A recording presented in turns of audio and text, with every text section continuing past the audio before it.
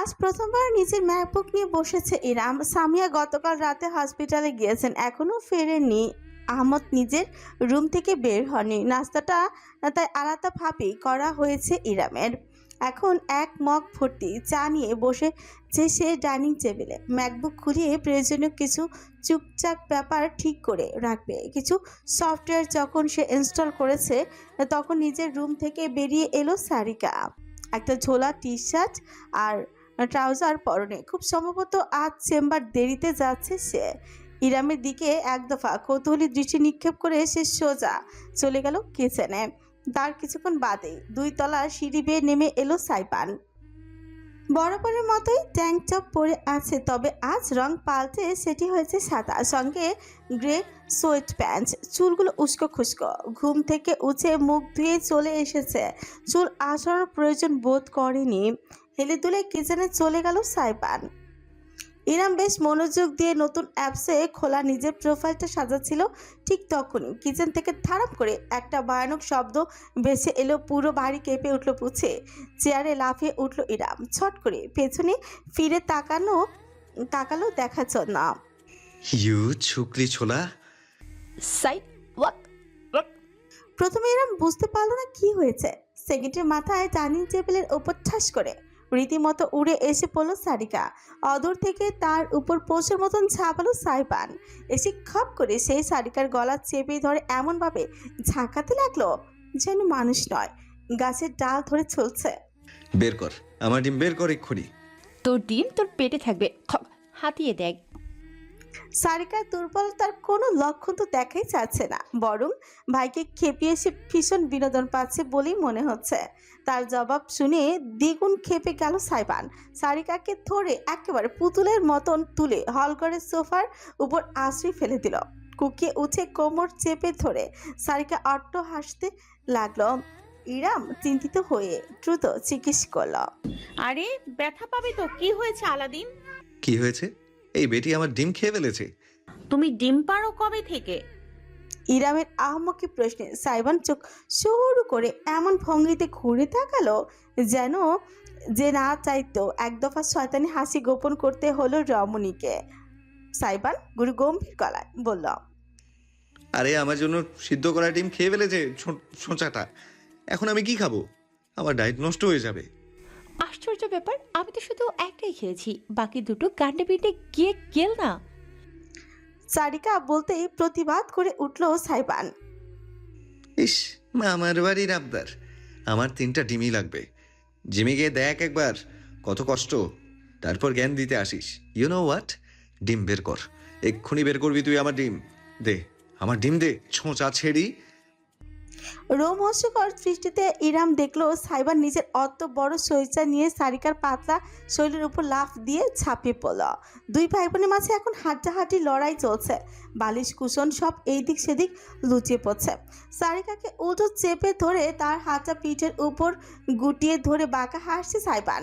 দৃশ্যটা বহুদিন আগে টিভিতে দেখা রেসলিং খেলার মতো দেখাচ্ছে, যেখানে গাট্টা গোট্টা কিছু পুরুষ নাটকীয় কায়দায় নিজেদের সঙ্গে মারামারি করে। ছোটবেলায় বাবার সাথে বসে বসে ইরামও দেখতো ই। এখন সেটা তার চোখের সামনে সরাসরি হচ্ছে। সাইবান পেছন থেকে সারিকার গলা টেনে ধরে সামনে চেঁচিয়ে যাচ্ছে, আর খাবি? আর লোভ দিবি আমার জিনিসে? এখন যদি বলি এগুলো আমি আগে থেকে চেটে রেখে দিয়েছিলাম, হজম হবে তোর? ইস, ছি, ওয়াক। হাসির মাঝখানে কোকাতে লাগলো সারিকা। ইরাম অদূরে বসে ভাই বোনের কাণ্ড দেখতে লাগলো। তার কেন যেন হস্তক্ষেপ করতে ইচ্ছে হলো না, কারণ দৃশ্যটা বাহ্যিকভাবে যতটা আগ্রাসী দেখাচ্ছে ভেতরে ভেতর ঠিক ততটাই সুমধুর। এই বাড়িতে আসার পর থেকে সারিকা এবং সাইবানের মাঝে ভাই বোন ছিল বিশেষ কোনো আচরণ তার চোখে পড়েনি।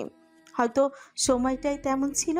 একটার পর একটা গুরুগম্ভীর ঝড়ঝাপটা গিয়েছে পরিবারটার ওপর থেকে।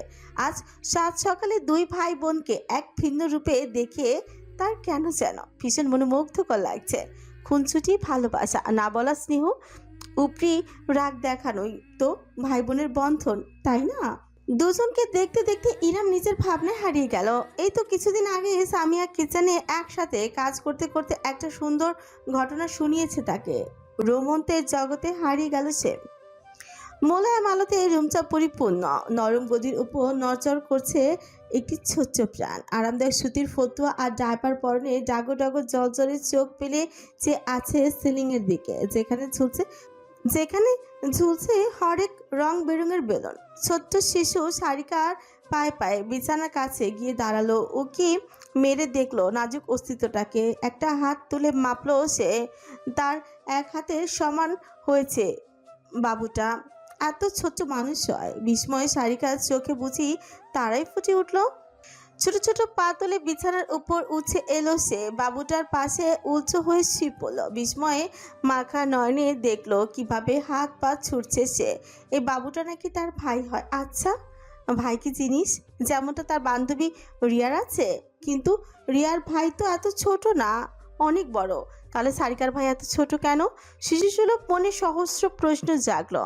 বাবুটা নড়তে নড়তে উল্টে যেতে সারিকা দ্রুত হাত বাড়িয়ে আবারও চিৎ করে শুয়ে দিল। কি নরম একটা তুলতুলে শরীর, কেমন আদর আদর লাগে। কিন্তু তার বাবা যে নামটা বলেছে, সেই নামটা তার একদম পছন্দই হয়নি। এই আদরটাকে সে কিভাবে ওই নামে ডাকবে? এমাচ্ছি।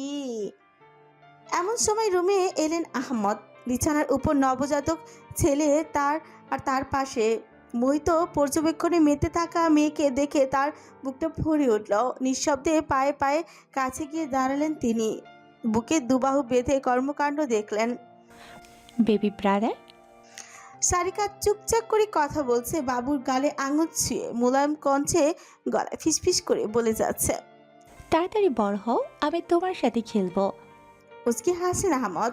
বিছানার কাছে এগিয়ে মেয়ের উপর ঝুঁকে বলে উঠলেন, অবশ্যই খেলবে।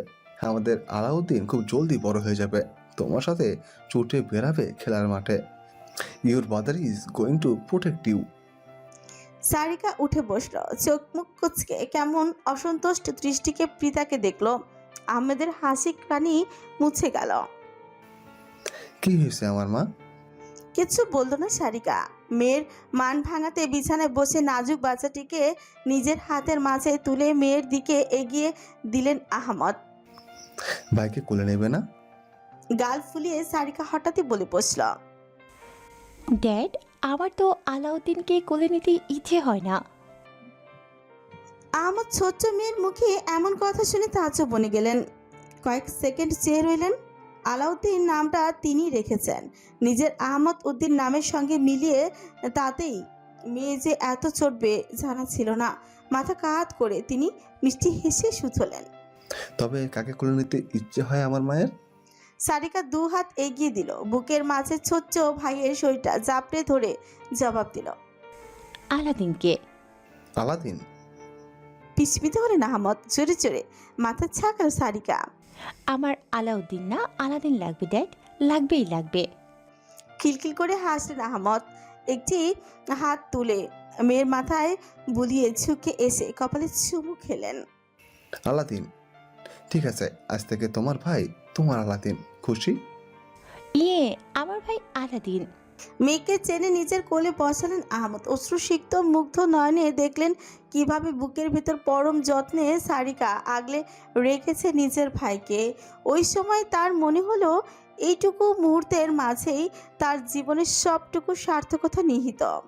রোমন্তের জগৎ থেকে ইরাম বেরিয়ে এলো হুট করে।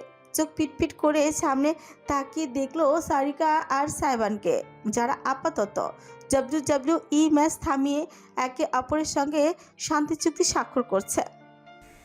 তোর জন্য আমি চেম্বার থেকে আসার সময় KFC বাকেট নিয়ে আসবো, ডিল। সারিকার অফারে সাইবান আগ্রহী মনে হলো। গলা খাকারি দিয়ে হাতের আঙুল গুনে গুনে সে পড়ল, 2টো KFC বাকেট, 2টো ফ্রেঞ্চ ফ্রাই আর 3টে টাব আইসক্রিম। একটা KFC বাকেট, একটা ফ্রেঞ্চ ফ্রাই, একটা টাফ আইসক্রিম। আমার চুলের নেগোসিয়েশন করছিস তুই? আরেকবার চুল বললে তোর সত্যিকার চুল টেনে ছিঁড়ে ফেলবো, বিয়াদব। Okay okay fine. একটা KFC বাকেট, 2টো ফ্রেঞ্চ ফ্রাই, 2টো টাব আইসক্রিম। তুই না ডায়েটে আছিস? একটা KFC বাকেট, 2টো ফ্রেঞ্চ ফ্রাই, একটা টাফ আইসক্রিম। Okay deal. দুজন ভাই বোন এমন ভঙ্গিতে করমর্দন করলো যেন ডিলারশিপ কনফার্ম করেছে দুজন মাফিয়া বস। সোফা থেকে উঠে হেলে দুলে শীষ বাজতে বাজতে ইরামের টেবিলের সামনে এসে দাঁড়ালো সাইবান। অপরদিকে সারিকা তখনও হাসি মাখা ঠোঁটে উঠে দাঁড়িয়ে কোমর ডলতে ডলতে সামান্য খুঁড়িয়ে খুঁড়িয়ে নিজের রুমের দিকে চলে আড়াল হয়ে গেল। একটা সিদ্ধ ডিমের অনেক খরচা পড়ে গেল মেয়েটার, আহারে। মন্তব্য করলো ইরাম। তাতে সাইবান ফিকুটি করে তাকালো তার দিকে, ঝুঁকে এসে ম্যাকবুকের স্ক্রিনের দিকে চেয়ে কথা ঘুরিয়ে বলল, ফাইবার খুলে ফেলেছেন? বেশ বেশ। এটা কি লিখেছেন? আর্টিকেল লিখে দেবেন মাত্র $5? মাথা খারাপ? $5 কত টাকা জানেন? কিচ্ছু হবে না $5 দিয়ে। বদলান। দেখুন, $100 ছাড়া মুখও দেখাবি না, গরিবস। চোখ উল্টে ইরাম বলল, প্রোফাইল তোমার নাকি আমার? জ্ঞান দেয়া বন্ধ করো, যাও বাকি দুটো ডিম খেয়ে আসো, না হলে আবার সুগন্ধার নজর পড়বে। চোখ তুলে ফেলবো না ওটার। দৌড়ে কিচেনে গিয়ে এক হাতে দুটো ডিম নিয়ে এসে ইরামের পাশের চেয়ারে বসে পড়ল সাইবান। বাই দ্য ওয়ে, পায়ের উপর পা তুলে উঠে বসে একটা আস্ত ডিম মুখে পুরে দিল সে। ইরাম অবাক নয়নি দেখলো গাল ভীষণ ফুলে গেছে ছেলেটার। সাধারণ অতিরিক্ত খাবার মুখে নিয়ে চেবালে মানুষকে মোটেও ভালো লাগে না, অথচ সাইবানের এমন বেখাপ্পা আচরণও তার উপর চোখ আটকে যাচ্ছে। বিশেষ করে খাবার গেলার সময় তার অ্যাডমাস অ্যাপেল নামক উঁচু জায়গাটা যেভাবে ফুলে ফেপে উঠেছে সেটা ইরামের মনোযোগ কেড়ে নিচ্ছে দারুণভাবে। এক লহমা চেয়ে থেকে দ্রুত দৃষ্টি ফিরে নিল রমণী। কোন দিকে তাকিয়ে আছে সে? ইস, লজ্জাবোধ করলো সে ভীষণভাবে। সাইবানের অবশ্য তার নজরের দিকে বিশেষ খেয়াল নেই। একটা ডিম গিলে শেষ করে অন্যটা জাদুঘরের প্রশ্নতাত্ত্বিক নিদর্শনের মতন পর্যবেক্ষণ করতে করতে সে বলল, আপনি যে কম্পিউটার ক্লাসে যাবেন বলে ঠিক করে রেখেছেন, কিভাবে করবেন? পোটলা? ওকে সাথে নেওয়ার চিন্তাও মাথায় আনবেন না এখন। ইরাম পুনরায় বাস্তবতায় ফিরে এলো। তুমি না বললেও আমি এটাই ঠিক করে রেখেছিলাম, কিন্তু ওকে রেখেই বা যাবো কোথায়? ভাবছি একটা ডে কেয়ার খুঁজবো, কিন্তু এত ছোট বাচ্চা রেখে যেতে মন সায় দিচ্ছে না। আমি সরি, আসলে আমিও বলতে পারছি না ওই সময়টায় আমি বাড়িতে থাকবো কিনা। আমার প্র্যাকটিস থাকে শোয়ের, সেক্ষেত্রে। এভাবে চলা যায় না, সবাই তো আর নিজেদের কাজ বাজ বন্ধ করে বাড়িতে বসে থাকতে পারে না। কম্প্রোমাইজ করতে হবে, সেটা আমাকেই। দেখি যদি কোর্স ছাড়াই কোনোভাবে কাজ করা যায় তবে আমি বাসায় থেকেই। ইজানকে আমি রাখবো। অপ্রত্যাশিত কণ্ঠটি সাইবান এবং ইরামকে জমিয়ে দিল। উভয়ে তাকিয়ে দেখলো সারিকাকে, সালোয়ার কামিজ এবং তার উপরে অ্যাপ্রন পরে পুরো দস্তর তৈরি নিয়েছে, চেম্বারে যাচ্ছে স্পষ্ট। সাইবান ফ্রিকুচকে ফেল, তুই সিস? মাথা দোলালো সারিকা। হ্যাঁ, এমনিতেও চেম্বারে দুপুরের সময় রোগী তেমন থাকে না, ব্রেক চলে। ওই ব্রেক টাইম চেম্বারে না কাটিয়ে বাসায় চলে আসবো। 1-2 ঘন্টা ম্যানেজ করা ব্যাপার না। তাছাড়া সুগন্ধ তো আছেই। আশা রাখছি কোর্সের সময়টা দুপুর থেকে বিকেলের মাঝেই। 2টা থেকে 4টা। ইরাম বলল। সারিকা তার দিকে এক পলক চেয়ে শেষে সাইবানের দিকে ফিরল। তাহলে তো হলোই, বাড়িতে মানুষের অভাব নেই, ব্যবস্থা একটা ঠিক হয়ে যাবে। ভাবুক ভঙ্গিতে বলে আরেকটা দিয়ে মুখে পুড়ে দিল সাইবান। সারিকা দাঁড়িয়ে নি, হন হন করে হেঁটে সে চলে গেল বাড়ির বাইরে। ইরাম মেয়েটির চলার পথে তাকিয়ে মনে মনে ভাবলো, ফিরে এলে একা কেন? কোনো এক সময়ে তাকে ধন্যবাদ জানাবে সে। এমনিতেও আগের একটা ধন্যবাদ মেয়েটা প্রাপ্য। একটা কথা জিজ্ঞেস করি? ইরামের প্রশ্নে সাইবান মুখ তুলে মাথা হেলালো। রমণী প্রশ্ন করল, সারিকার কি অ্যারেঞ্জ ম্যারেজ? সাইবান খানিকটা সময় চুপ করে রইল। ইরাম বেশ মনোযোগ দিয়ে তার চেহারাটা দেখল। বিয়ের দিন কিচেনে দেখা দৃশ্যটি ইরাম যেমন আঁচক হলেনি, তেমন কারো কাছে খোলাসাও করেনি। অনুরাগ এবং সারিকা উভয়ের মাঝে আগে থেকে সম্পর্ক ছিল স্পষ্ট। সাইবান কি নিজের বেস্ট ফ্রেন্ড আর বোনের মাঝকার সম্পর্ক, রহস্যময় সম্পর্কের কথা জানে না? বুঝতে পারল না সে অভিব্যক্তি দেখে। সাইবান চেয়ারে হেলান দিয়ে উত্তর করল, হ্যাঁ, মিশির দুলাভাইয়ের মায়ের স্কুল ক্লাসমেট ছিল মম। সেখান থেকেই কথাবার্তা। হঠাৎ এই প্রশ্ন? না, এমনি। দ্রুত মুখ ফিরিয়ে ম্যাকবুকে মনোযোগ দিল, যেন জবাব দিতে না হয় তাই। চায়ের মগটা তুলে নিয়ে লম্বা একটা চুমুক দিয়ে নামিয়ে রাখলো। সাইবান মুখ ঘুরিয়ে তাকে দেখলো, তারপর মগটাকে। চা? হুম। মগটা নিজের হাতে তুলে নিল। সাইবান ঘুরিয়ে ফিরিয়ে দেখে বলল। কোনখানে চুমুক দিয়েছেন? প্রশ্নটা ইরামকে অবাক করলো। এটা জিজ্ঞেস করছে কেন হঠাৎ? ছেলেটা খেতে চায় নাকি? ইরাম আঙুল তুলে দেখিয়ে দিল তার ঠোঁটে দেয়া লিপ জেলের কারণে অতি হালকা একটা ছাপ পড়ে গিয়েছে। এখানে। ইরাম ভাবলো বোধহয় সাইবান সে যেখানে চুমুক দিয়েছে সেই জায়গাটা এড়িয়ে যেতে চাইছে, তাই জিজ্ঞেস করছে। অথচ তাকে হতবাক করে দিয়ে সাইবান তির্যক হেসে বলি উঠল। ওকে, থ্যাঙ্কস।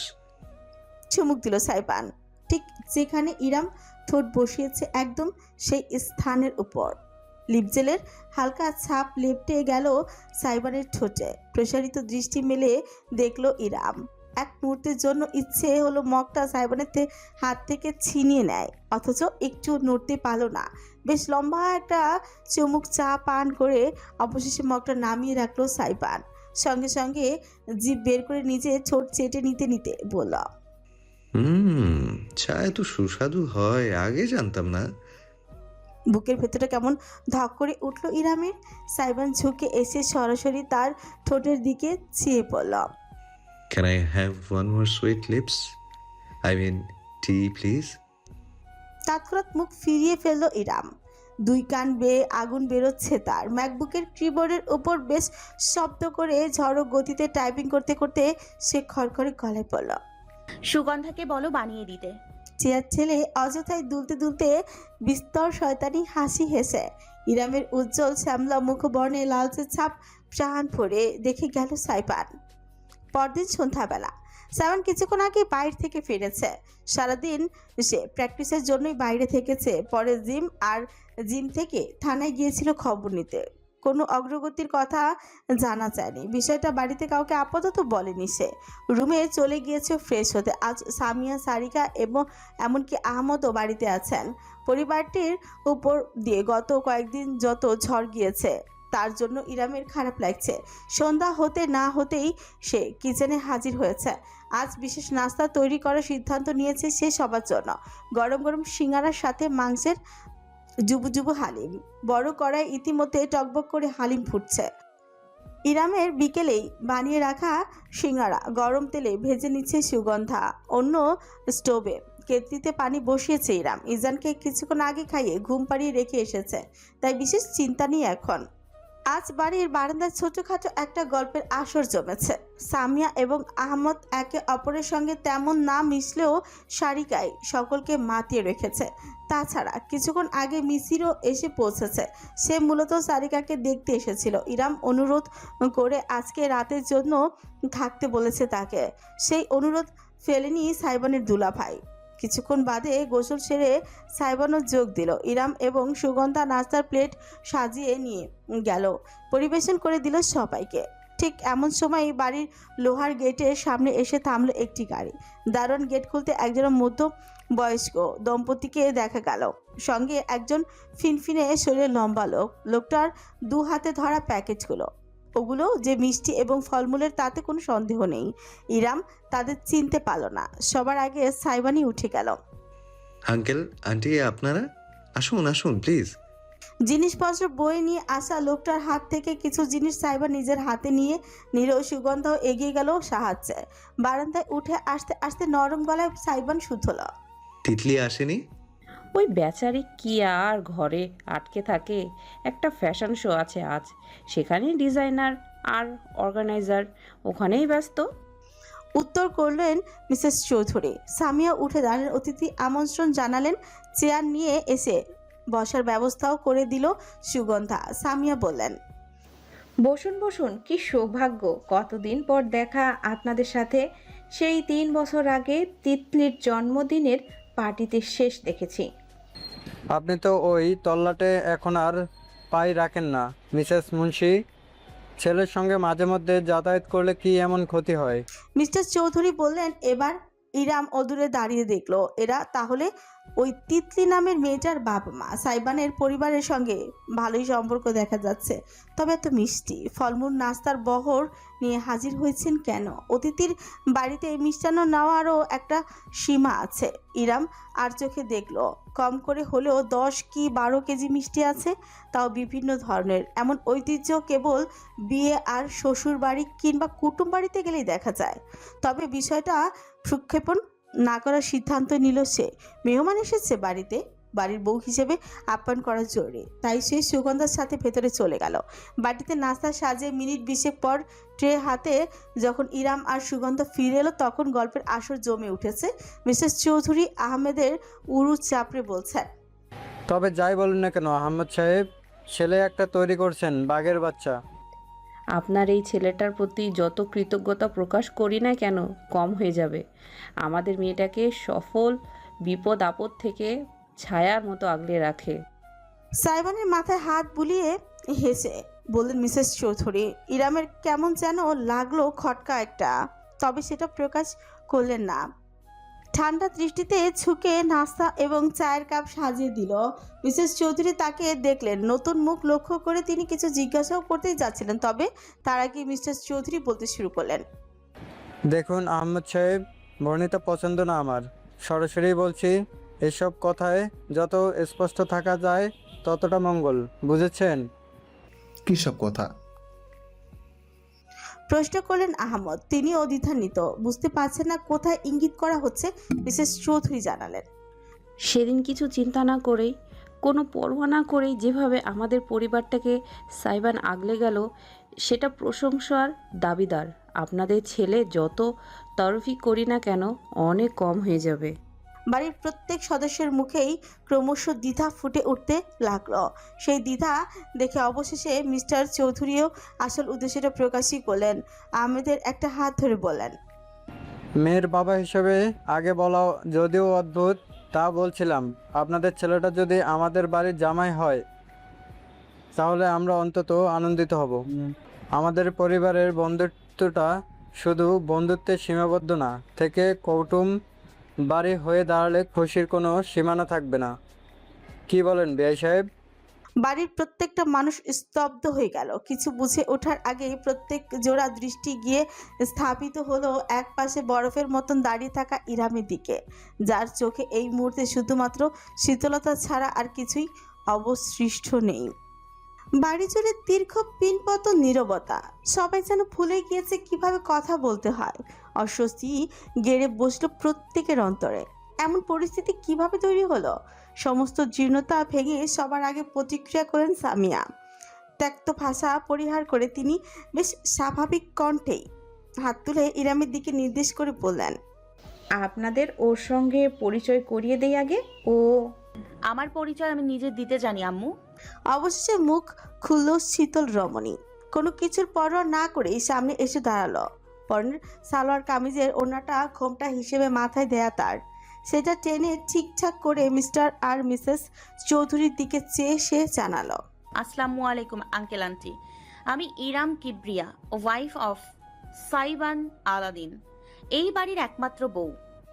মিস্টার এবং মিসেস চৌধুরীর মাঝে মহাবিস্ময় ভর করলো।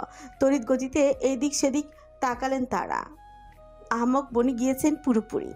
আহমেদের দিকে চেয়ে মিস্টার চৌধুরী জিজ্ঞেস করলেন, আহমদ সাহেব, আপনার ছেলে বিবাহিত? আমরা জানতামই না। তিতলিও তো কিছুই বললো না। কবে হলো? এই বছরের 22 এপ্রিল। আপনার সঙ্গে আমি কথা বলছি আঙ্কেল। আমার সঙ্গেই কথোপকথন চালালে ভালো হয় না? ঝট করে ইনামের দিকে ফিরে তাকালেন মিস্টার চৌধুরী। মুখটা সামান্য লালচে হলো তার।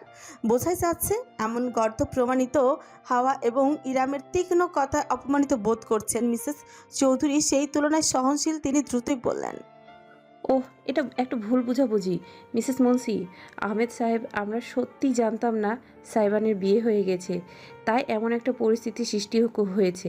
মাফ করবেন, বাড়ি বয়ে এসে আপনাদের অস্বস্তিকর অবস্থায় ফেলা আমাদের উদ্দেশ্য ছিল না। আমরা তো শুধুই নিজেদের মেয়েটার কথা চিন্তা করেছিলাম। বড় হয়েছে, অনেকের খারাপ নজরও পড়ে গিয়েছে।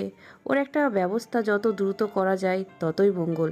তাই তাড়াহুড়ো করে বোঝেনি তো মেয়ের বাবা মায়ের কষ্ট। সকলে একে অপরের দিকে তাকালো। সামিয়া এবং আহমদ গুরুজন হিসেবে কিছু বলার আগে ইরাম বলল, ভুল বোঝাবুঝি, আপনাদের মেয়ে কিছুই বলেনি, কিন্তু সেদিনই আমাদের বিয়ের রিসেপশন পার্টিতে বেশ সেজে গুজে তৈরি হয়ে এসেছিল।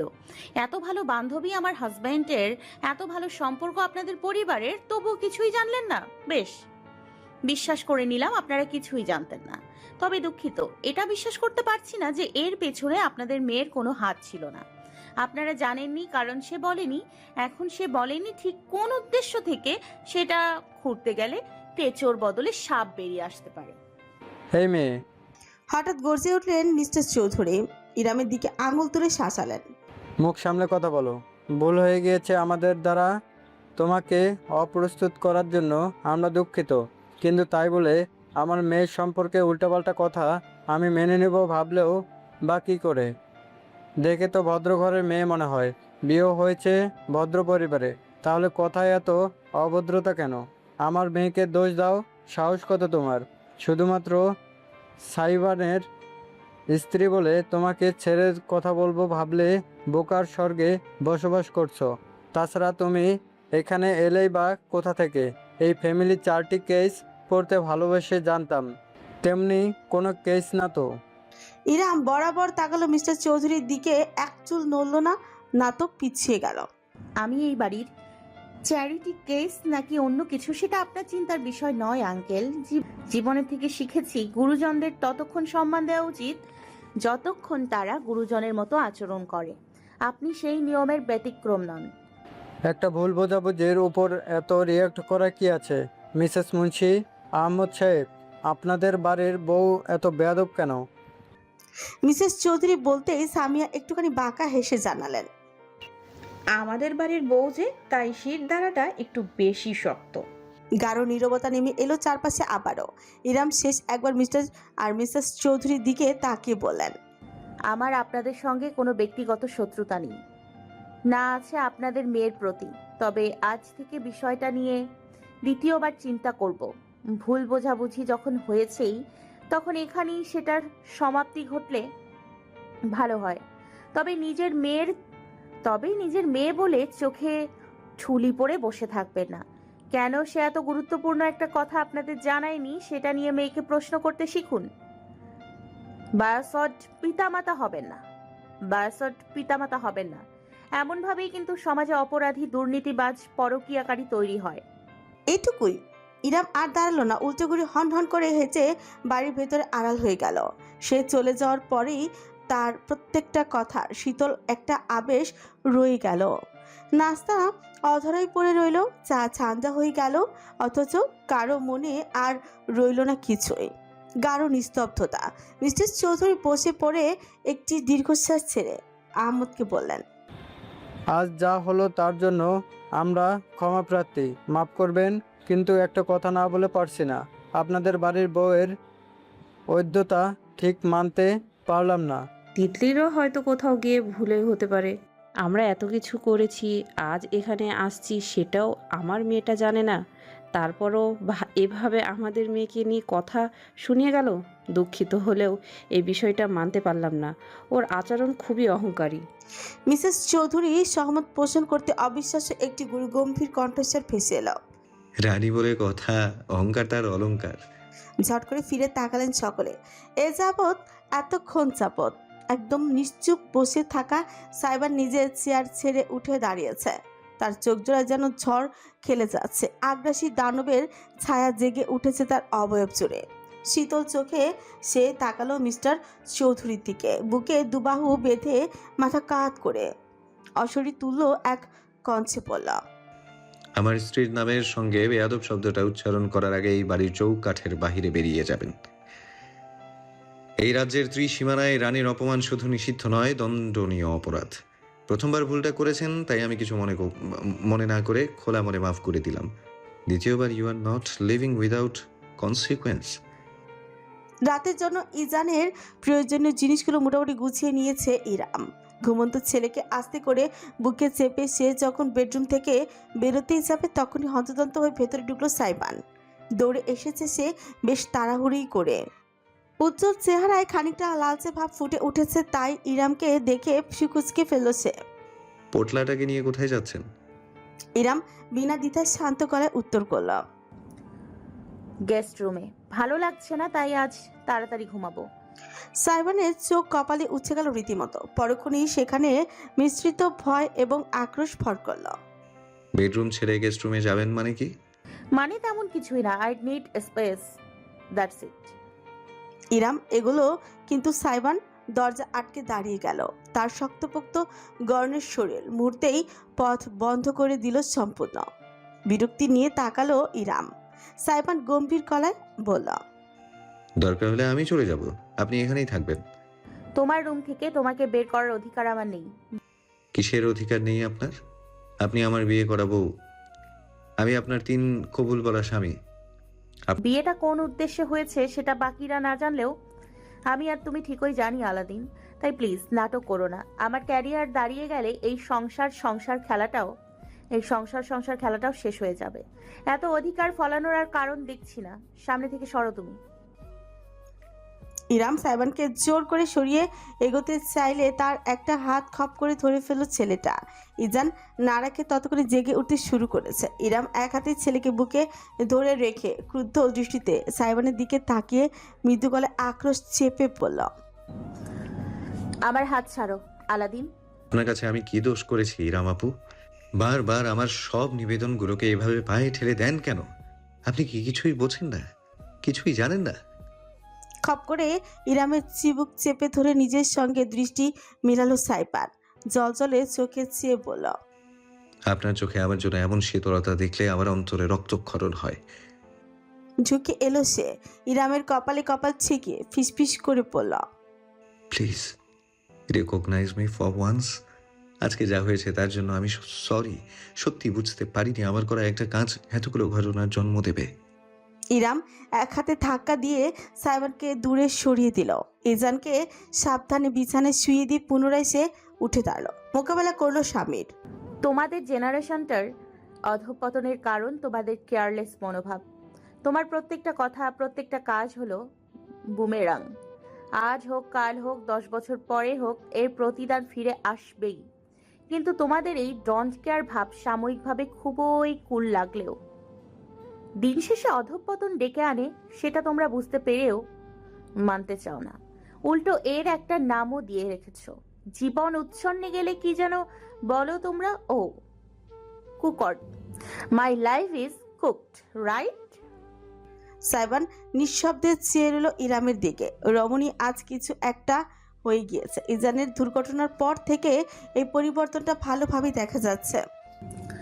এক হাতে তালি বাজে না আলাদিন। আজকে যা হয়েছে তার পেছনে কোনো না কোনো ভাবে তোমারও দায় জড়িয়ে আছে। হাহাকার করে উঠল সাইবান। আমি কি করেছি? তিতলি আমার খুব ভালো friend. She is like a safe place for me. যখন আমার কাছে কেউ ছিল না তখন অনুরাগ আর তিতলি ছিল। How can I just simply forget her part? আমার সমস্যা তিতলিকে নিয়ে নয়, তোমাকে নিয়েও নয়। আমি তোমার কাছে বিয়ের সময় শুধু একটা কথাই চেয়েছিলাম আলাদিন। আমি বলেছিলাম রমণী ঘটিত কোনো প্রকার ব্যাপার যেন আমার সামনে না আসে। অথচ তোমার ফোনে আজও বান্ধবীর নাম্বার তিতলি বেব নামে সেভ করা। এবার সাইবান জমে গেল। ইরামের কথাটা সত্যি। বিয়ের আগে বন্ধুত্বের হিসাবে কাজটা করা হয়েছিল ঠিক, কিন্তু বিয়ের পরে বদলানোর ব্যাপারটা তার মাথায় আসেনি। আমি সরি, ওকে? ভুলে গিয়েছিলাম। আমি এক্ষুনি চেঞ্জ করে দিচ্ছি। নিজের ফোন বের করতে পকেটে হাত ভরল সাইবান। ইরাম হাত তুলে তাকে থামালো। একটি নিঃশ্বাসে ফেলেই বলল, থাক আলাদিন, আমি বুঝি তোমারও ব্যক্তিগত জীবন আছে। তিতলির বাবা মা তো এমনি এমনি আজ বিয়ের প্রস্তাব নিয়ে আসেননি। হয়তো মেয়ের পছন্দ তারা বুঝতে পেরেছেন। মাঝখানে আমিই ঢুকে গিয়েছি। আমি না থাকলে হয়তো শেষমেশ তোমার তিতলির সাথেই বিয়ে হতো। ব্যাপার না। আর একটা বছর সহ্য করো, আমি কিছু একটা করি, তারপরেই তুমি মুক্তি পেয়ে যাবে। তখন যা ইচ্ছা হয় করো, যার সাথে মনে হয় ঘুরে বেড়াও। রোখার মতন কেউ থাকবে না। আপনি খুব খারাপভাবে নিষ্ঠুর, সেটা কি আপনি জানেন? সাইবানের ভাঙা গলায় ইরাম একটুখানি থমকালো। তার শক্ত মনোভাব খানিক নরম হলো। সাইবান মাথা নিচু করে পায়ের দিকে তাকিয়ে দাঁড়িয়ে আছে। তার দুহাত শক্ত মুছো পাকিয়ে রেখেছে নিয়ন্ত্রণে। আপনি শুধু নিজের দিকটাই বুঝে গেলেন আজীবন, আমায় বুঝতে চাইলেন না।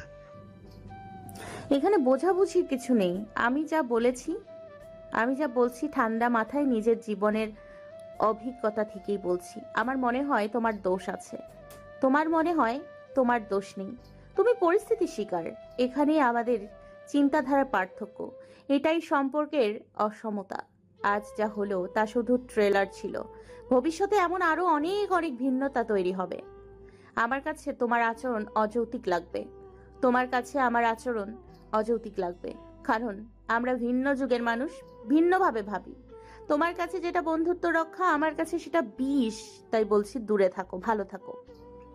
সাইমন লম্বা পায়ে এগিয়ে এসে ইরামের কোমর চাপড়ে ধরে তাকে পাশের দেয়ালের সঙ্গে ঠেসে ধরল। এতই অবিশ্বাস করেন আপনি আমাকে? কি মনে হয় তিতলি আমার সাইড চিক? ওকে আমি প্রশ্রয় দিয়ে বিয়ের স্বপ্নে ভুলিয়ে রেখেছিলাম, হ্যাঁ? মনে হয় আপনার, তাই না? রীতিমতো গর্জে উঠল সাইবান। কপালে শিরা উপশিরা ফুলে ফেপে উঠেছে তার। মুখ ধারণ করেছে রক্তিম বর্ণ। তীব্র আক্রোশ চেপে কাঁপছে সমস্ত শরীর। মেজাজ হারিয়ে ফেলেছে সে, কিন্তু ইরাম মেজাজ হারালো না। একদম ছাঁচা গলায় স্বামীকে মোকাবেলা করলো। তুমি হয়তো প্রশ্রয় দাওনি, অন্য কেউ সেটাকে প্রশ্রয় হিসেবে ধরে নিয়েছে। নির্বাক চেয়ে রইল আলাদিন। ইরাম বলল, তোমাদের পুরুষদের সমস্যাটা কোথায় জানো আলাদিন? তোমরা না শব্দের অর্থ বোঝো না, এর ব্যবহার জানো না। No means no Aladdin. তোমার স্ত্রী তোমাকে না বললে যেমন তোমাকে সেই না এর সম্মান রাখতে হবে, তেমনি যে কোনো পরিস্থিতিতে নিজের গায়রত রক্ষায় তোমাকেও জোর দিয়ে না বলা শিখতে হবে। এখন তোমার পাশে ঘুরঘুর করা নারী যদি তোমার বছর বছরের পুরাতন বন্ধু হয় তবুও। সাইবান নিজের একটি হাত তুলল, শটান ইরামের মুখের পাশে দেয়ালের বরাবর একটা ঘুষি বসিয়ে দিল সে। ইরাম একটুও নড়চড় অবধি করল না, একদম স্থির চেয়ে রইল স্বামীর আক্রোশপূর্ণ মুখপানে। আপনি আমাকে বিশ্বাস করেন না, তাই তো? আমি আপনার কাছে আর 5টা-10টা কাপুরুষের সমান। বেশ, তবে থাকুন আপনি আপনার সন্দেহ আর অবিশ্বাস নিয়ে, থাকুন আপনার মনের মতন। নিজেকে নিয়েই ভাবুন, নিজের সন্তানকে নিয়েই ভাবুন। ওটাই আপনার একমাত্র ধর্ম, কর্ম ও জ্ঞান। Selfish women. কথাগুলি বলার সময় একেবারের জন্য ইরামের চোখের দিকে তাকালো না সাইবান। দূরে সরে নিজের মাথার চুলে আঙুল চালিয়ে হনন করে হেঁটে সে বেডরুম থেকে বেরিয়ে গেল। ইরাম দেয়ালের সঙ্গে লেপ্টে দাঁড়িয়ে স্বামীর চলে যাওয়া দেখল। সে জানে আজ এক রাতে আলাদিন তার থেকে 1000 বছর দূরে সরে গিয়েছে। সেটাই তো ইরাম চেয়েছিল। এই সম্পর্কে আবেগ যত কম জড়াবে, সম্পর্কের বাঁধন ছিঁড়ে ফেলাও তত সহজ হবে। অথচ তার বুকের ভেতর এমন চিনচিন ব্যথা হচ্ছে কেন? রুমটা অন্ধকারাচ্ছন্ন। বিছানার উপর চিত হয়ে শুয়ে আছে সাইবান। কোনো আলো জ্বালায়নি। বাইরের বাগানের বাতির হলদেটে আলোয় আবছায় ভাবে রুমের ভেতর এসে পড়েছে। পিনপতন নীরবতায় বিঘ্ন ঘটাচ্ছে ঘড়ির টিকটিক আর্তনাদ। চোখ বুজে আছে সাইবান। 2 হাত পা বিছানায় ছড়ানো, কম্বল চেনে গায়ে দেওয়ার প্রয়োজনও মনে করেনি। পায়ে স্লিপার্স এখনো রয়ে গিয়েছে। না পোশাক বদলেছে, না কিছু খুলে রেখেছে। গত 1 ঘন্টা যাবৎ সে এভাবেই শুয়ে আছে।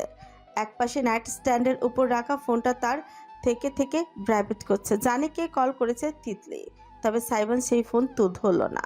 দিন দুনিয়ার বোধ তার মাঝে থেকে হারিয়ে গিয়েছে। অন্ধকার ক্রমশ গুমট হয়ে চেপে ধরতে চাইছে যেন সাইবানকে। হঠাৎ করে এই রুমের ভেতরকার বাতাস ভারী হয়ে উঠেছে, যেন অদূর থেকে কোনো অশনি সংকেতের ঘন্টা বাজছে। রুমে এসি চলছে, এরপরও দরদর করে ঘামছে সে। সিলিংয়ে ঝুলতে থাকা সিলিং ফ্যানটার তার শূন্য চোখ জোড়া আঁকড়ে রেখেছে বুঝি। দৃষ্টি ফেরাতেই পাচ্ছে না। একটানা চেয়েই রইল সাইবান। নিষ্পলক নিঃশ্বাস প্রশ্বাস ক্রমশ দ্রুততর হয়ে উঠল তার। অতঃপর একদম হঠাৎ করেই চোখের সামনে নীরব রুমের দৃশ্যটা বদলে গেল। কেমন ভয়ঙ্কর হয়ে উঠল। অশরীর আতঙ্ক বয়ে গেল সাইবানের শির দ্বারা। এই অনুভূতি তার খুব ভালো করে চেনা। চোখজোড়া শুকনো খটখটে হয়ে গেল। তার চেহারায় ভয় ভর করলো ভয়। তারপরই দেখতে পেল সে সিলিং ফ্যানের সঙ্গে ঝুলছে একটি ফাঁসির দড়ি। হালকা বাতাসে একটি এদিক সেদিক দুলছে। সেই দড়ির ছায়া পাশের দেয়ালে প্রতিফলিত হচ্ছে। ঢং ঠং ঠং। ঘন্টা বাজছে কোথাও, মৃত্যু ঘন্টা। সাইমন কুকড়ে গেল, নিজে দুই কান চেপে ধরল সজোরে। তার গলা ছেড়ে আর্তনাদ বেরিয়ে এলো, অথচ কেউ শুনল না সে চিৎকার। সে দেখতে চায় না ওই দড়ি, ওই ঘন্টা, না না না। সাই, কণ্ঠটা হঠাৎই ছেদ ঘটালো মুহূর্তে। সাইমন জমে গেল সম্পূর্ণ, চোখ পিটপিট করে তাকালো। বিছানার পাশে এসে বসেছে চিন্তিত মুখের সারিকা। ভাইয়ের কপালে হাত রেখে তাপমাত্রা মাপছে। ঘেমে নিয়ে একাকার সাইবান বিস্ফোরিত দৃষ্টিতে এসে দেখলো সারিকাকে। পরক্ষণে মুখ ঘুরিয়ে তাকালো সিলিং ফ্যানের দিকে। ফাঁসি দইটা নেই, হ্যালুসিনেশন হচ্ছিল তার। বুকের ভেতর আটকে রাখা দীর্ঘ একটি শ্বাস ফেলল সাইবান।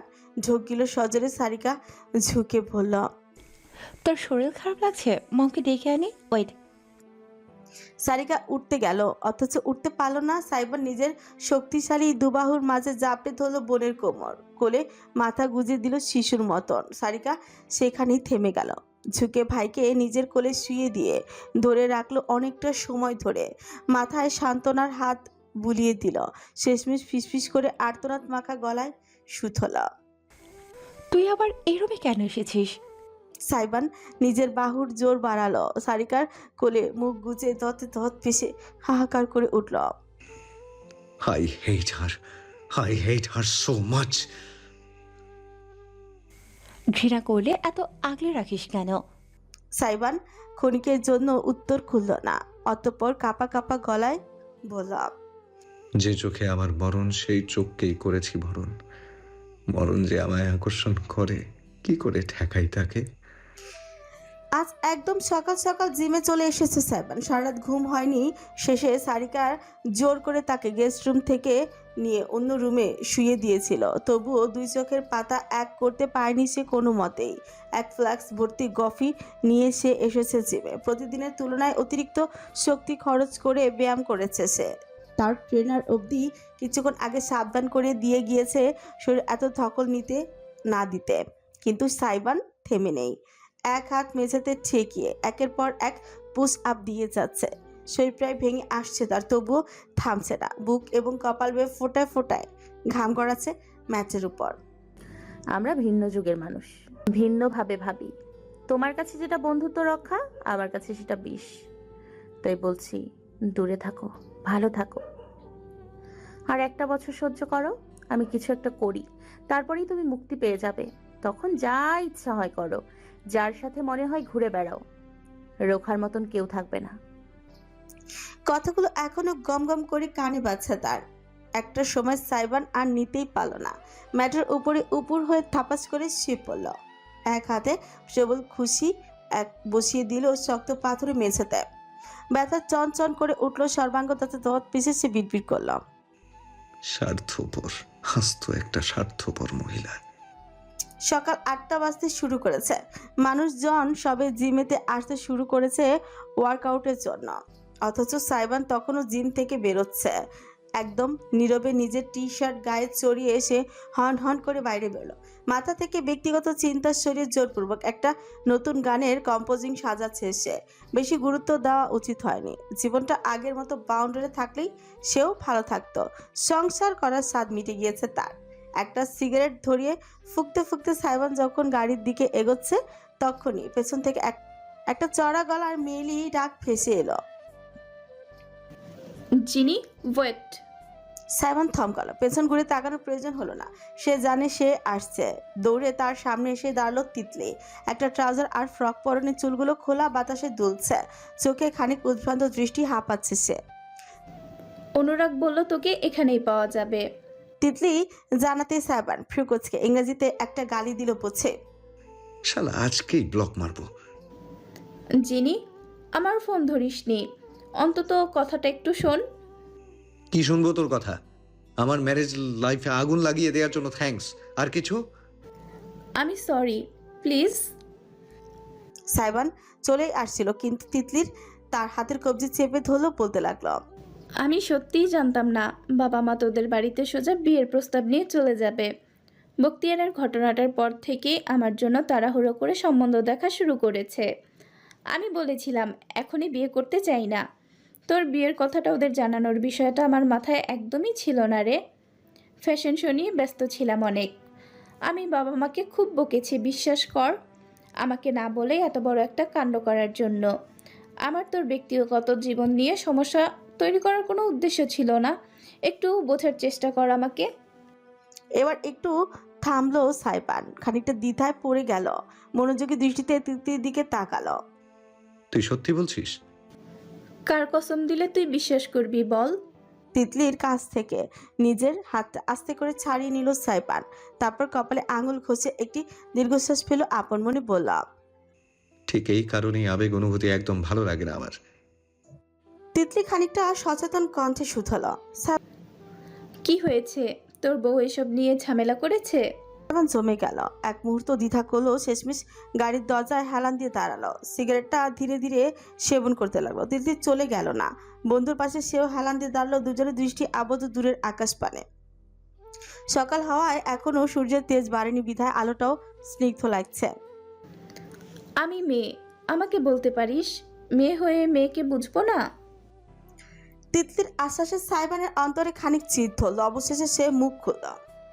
তোকে আমি সবসময় কি বলে এসেছি তিতলি? সুদর্শনার মুখে খানিক বিষণ্ণতার ছায়া পড়ল।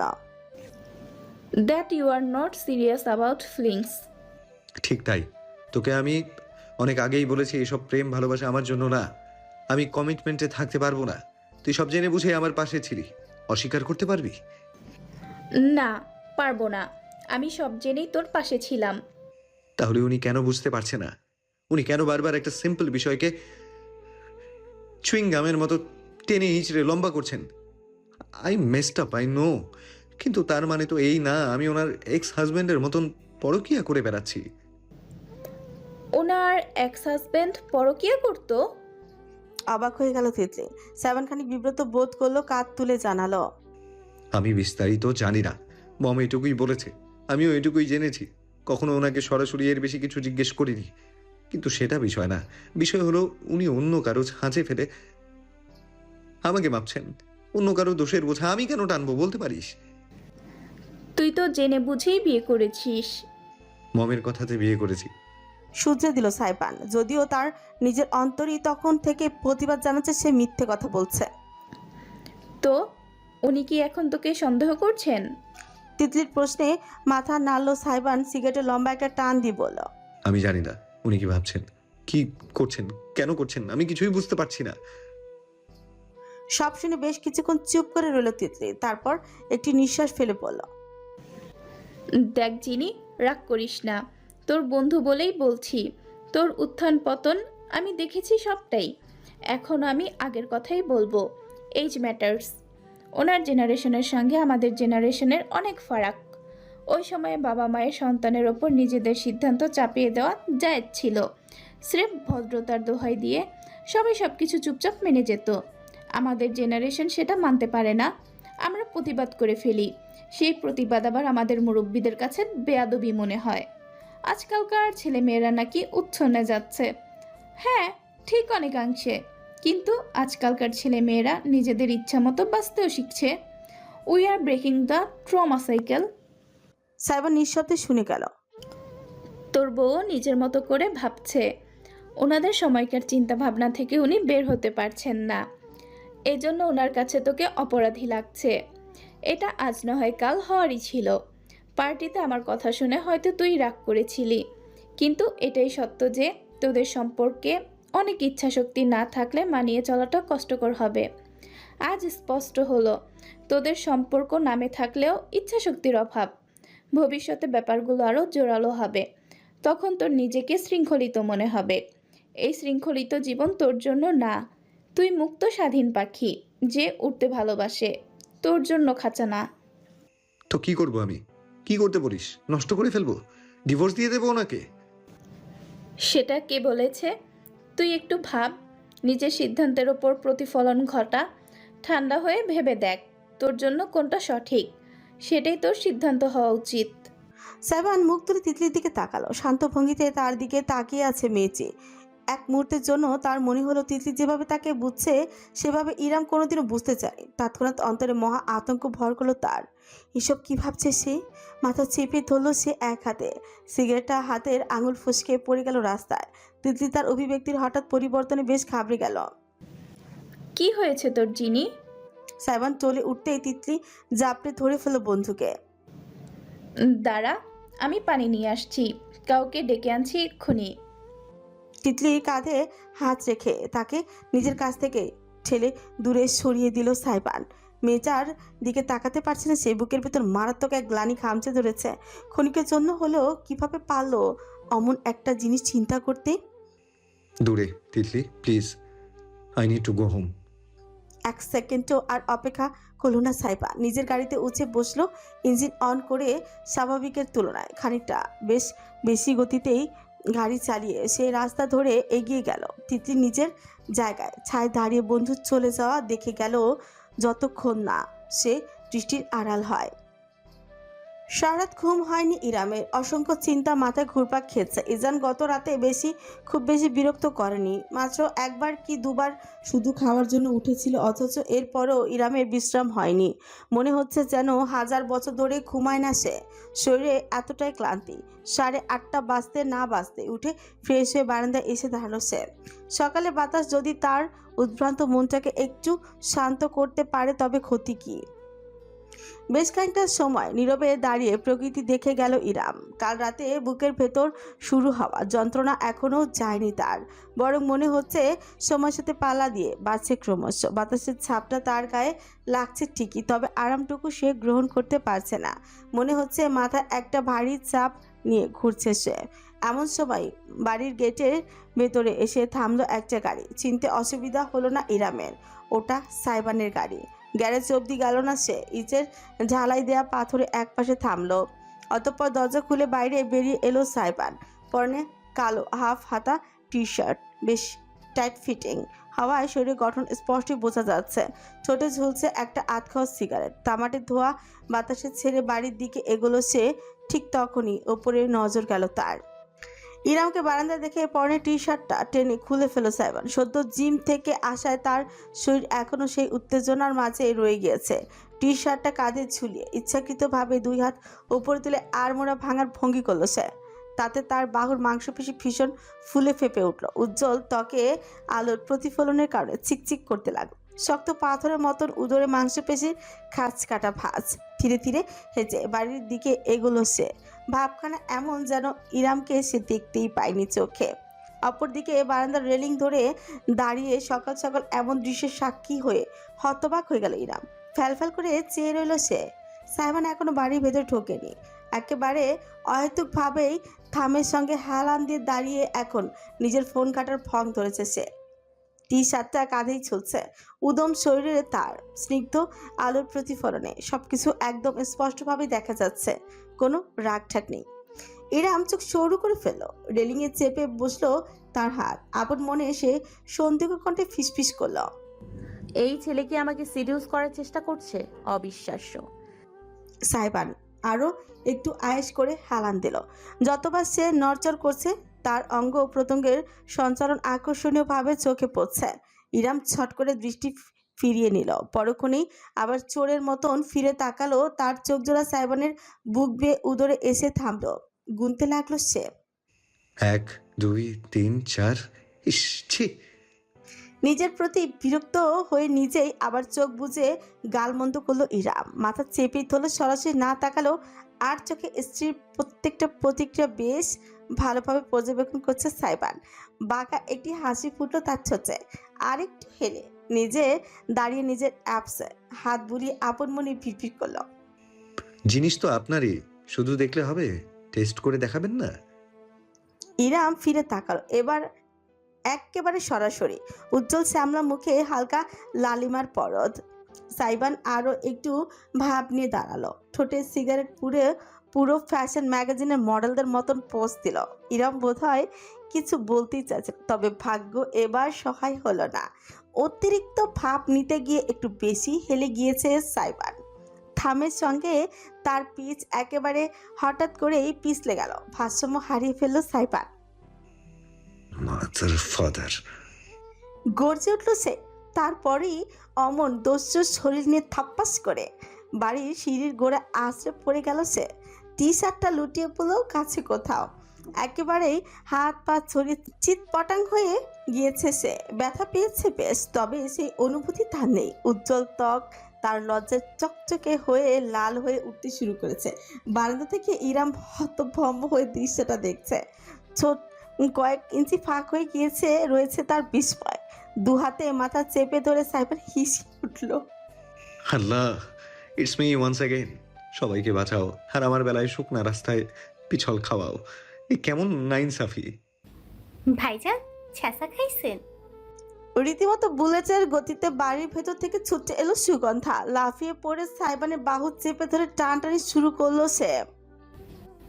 ও আম্মা, ক্রেন আনেন, ভাইজান চ্যাপ্টা হইয়া গেছে রে, তুলতে হবে। সর দুর্গন্ধের বাচ্চা! সাইবান অত্যন্ত রাগে সুগন্ধাকে ঠেলে সরিয়ে দিতে উঠে বসতে চাইল। অনিয়ন্ত্রিত পায়ে উঠতে গেলে আরেকটা হোঁচট খেয়ে এবার সোজা থামের গায়ে বাড়িই খেল। সুগন্ধা পেছন থেকে তার পিঠ চেপে ধরায়। এবার উল্টে পড়া থেকে বেঁচে গেল সে। সুগন্ধা সাইবানের কপালে হাত চেপে আরেক দফা হাহাকার করে উঠল। ভাইজান, ও ভাইজান, আপনার স্মৃতিশক্তি ঠিক আছে? দেখি, বলেন দেখি আমি কে? আপনার চোখের সামনে এখন কয়টা আঙ্গুল আছে দেখেন তো। এইবার আর হাসি ধরে রাখতে পারল না ইরাম। শব্দ করে হেসে ফেলল। রেলিং চেপে ধরে হাসতে হাসতে সে মেঝেতেই বসে পড়ল। সাইবানের মুখটা পুরোপুরি চমচে হয়ে গেল। যে কোনো মুহূর্তে বিস্ফোরণ হবে। জরিনারাম্মা সোকেনা দুর্গন্ধা! তোর উপর ঠান্ডা পড়ুক, তোর চুল উঠে টাকলা হয়ে যাক, তোর গায়ের চামড়া পশমে ভরে যাক, তোর মুখে গু পড়ুক। 3 দিনের শুকনোবাসী শক্ত শক্ত গু হারামজাদি! এক দৌড়ে বাড়ির ভেতর আড়াল হয়ে গেল সাইবান। অপরদিকে সুগন্ধ হাসতে হাসতে পেছন পেছন গেল। ইরাম রেলিংয়ে মাথা ঠেকিয়ে রইল। হাসির দমকে শরীর কাঁপতে শুরু করেছে তার। দুপুরবেলা 1:30 বেজে এসেছে প্রায়। আজকে ইরামের ফ্রিল্যান্সিং কোর্সের প্রথম ক্লাস, তাই একটু আগে ভাগেই তৈরি হয়ে নিয়েছে সে। ইজানকে পেঁচে পুড়ে খাইয়ে ঘুম পাড়িয়ে রেখেছে। সারিকা কিছুক্ষণ পরেই চলে আসবে। সুগন্ধা আপাতত খেয়াল রাখছে। নিজের জিনিসপত্র ব্যাগে গুছিয়ে নিতে নিতে ইরাম সকালে ঘটনাটা ভাবল। প্রেস্টিজ পাঞ্চার হয়ে গিয়েছে একজনের। এসেছিল সিডিউস করতে, কিন্তু সম্মান খুইয়ে বিদায় নিয়েছে। সারা সকাল আর সাইবানকে দেখেনি ইরাম। তার সামনে ভুলেও আসেনি। এখন বোধহয় বাড়িতে নেই, কোথাও গিয়েছে। ইরাম টেক্সট মেসেজ করেছে, কম্পিউটার ক্লাসে যাচ্ছি আমি। কিন্তু সাইবান কোনো উত্তর করেনি। সিন করে ফেলে রেখেছে। সেটা আজকে সকালে রাগ থেকে নাকি গতকালের পোষার রাগ ইরাম বুঝতে পারছে না। ইরামের ঠোঁট থেকে ধীরে ধীরে মুছে গেল হাসিটা। একটি নিঃশ্বাস ফেলে সে চুপচাপ ফোনটা আবারও ব্যাগে ভরে রাখলো। ব্যাপার না, গাড়িতেই তো যাবে, ড্রাইভার আছে। ইজান যেহেতু বাসায়, তার চিন্তার কোনো কারণ নেই। এরই মধ্যে সারিকা এসে পড়েছে। অ্যাপ্রন খুলতে খুলতে ভেতরে ঢুকলো সে। ইরামকে পুরো দস্তর তৈরি দেখলো, বিশেষ কোনো মন্তব্য করলো না। চুপচাপ হেঁটে ভেতরেই যাচ্ছিল। এমন সময় ইরাম তাকে ডাকলো। সারিকা! সারিকা থামলো, খানিকটা অবাক হয়ে তাকালো পেছনে। ইরাম ব্যাগ কাঁধে নিয়ে হেঁচে গিয়ে দাঁড়ালো তার সামনে। তোমাকে একটা কথা বলার ছিল। সন্দিগ্ধ হলো সারিকা। একদম বলুন। ধন্যবাদ। সহজ গলায় বলল ইরাম। সারিকার ভ্রুজোড়া উঁচু হলো। কয়েক সেকেন্ড সে কথাই বলতেই পারল না। ইরাম একটি হাত বাড়িয়ে তার বাম হাতটা আলতোভাবে ধরল।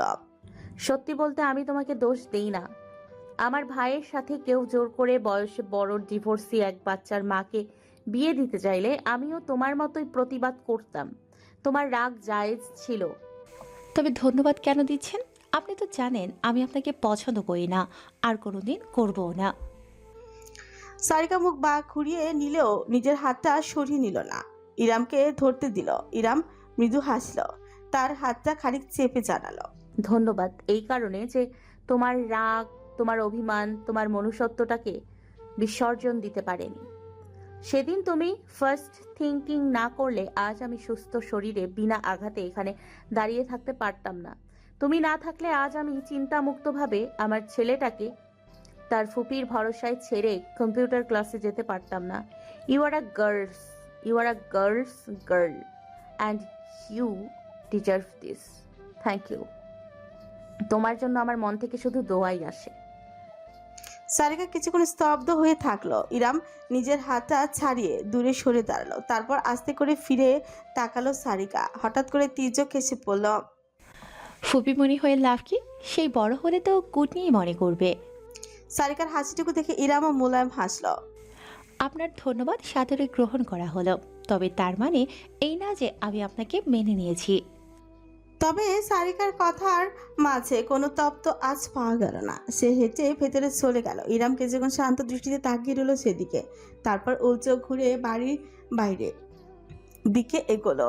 সে যখন সিঁড়ি বেয়ে নেমে এসেছে তখনই গেট পেরিয়ে উল্টো দিক থেকে ছুটে এলো একটা ফিনফিনে পাতা শরীরের অধিকারী ছেলে। এরা মুখ তুলে তাকিয়ে অবাক হয়ে গেল। চিনতে বেগ পোহাতে হলো না সাইবানের বন্ধু আফরান। আসসালামু আলাইকুম ভাবি। ইরাম অবাক হয়ে আফরানের কাছে গিয়ে দাঁড়ালো। ওয়ালাইকুম আসসালাম। আফনান, তুমি?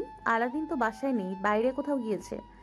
আমি জানি না কোথায়। আমার আপনি ভুল ভাবছেন, আমি সাইবানের জন্য আসিনি, আপনার জন্য এসেছি। জন্য? অবাকের চূড়ান্ত সীমা পেরিয়েছে গেল ইরাম।